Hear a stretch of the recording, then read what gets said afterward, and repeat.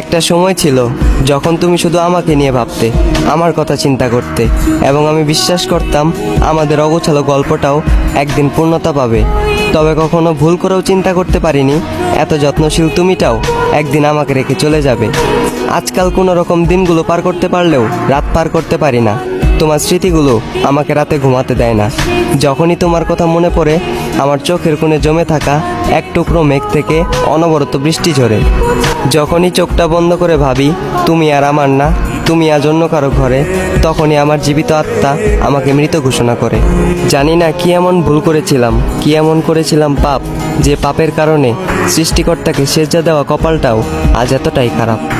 জীবন যখন মুখে দাঁড়ায়